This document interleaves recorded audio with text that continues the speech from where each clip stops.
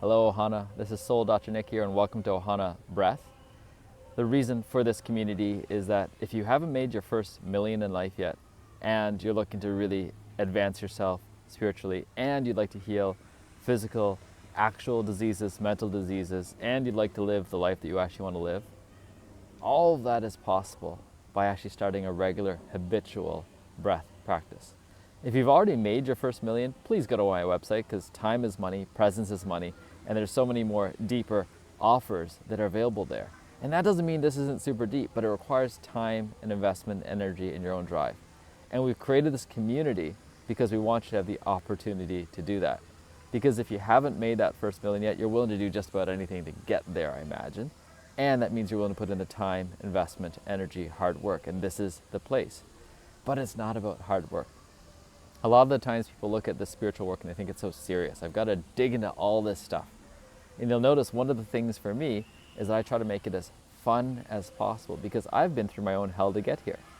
Just to give you a little backstory, I used to be a medical doctor. I burned out. I was suicidal.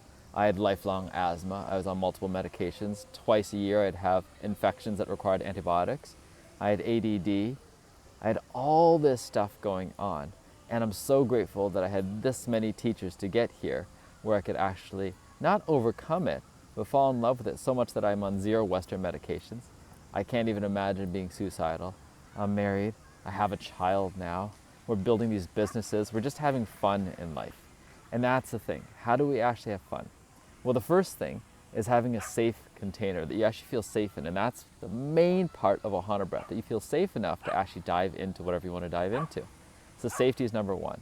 Second is that you're sovereign, that you're your own being. You can come and go as you please, but the biggest thing that's going to make a difference is if you make a habit out of this. Not that I've got one great breath, but I keep coming back and back and back, and I notice the shifts that are happening. I notice the stories that are happening. I notice that after a couple months I may think, I've got it, I need to help other people, and it keeps coming back to yourself. I've been on this journey for almost a decade now, and over I remind myself, I got to keep coming back to me. What's going on? What are the pain points here? Who am I learning from? And then finally, it's just realizing that it takes such a little effort and there's so many excuses. And you're going to notice as you start diving into this path that things may feel like they hurt more. There may be more pain, there may be more injury, there may be more stuff coming up. But that stuff isn't actually new.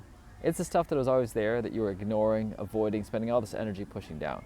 And so let it come up and let us support you. I've got an amazing team working with me to be the community leaders, to coordinate stuff, to curate stuff. We're building it constantly. It isn't a perfect product yet by any stretch, but it can't be perfect because it's evolving, it's living, and it's living with you. And if you come on inside, you'll get to start to see that. And if you're curious at all, if you have any questions, post them. My man veteran is going to take care of stuff, a lot of love, and it's going to keep evolving. Ciao for now.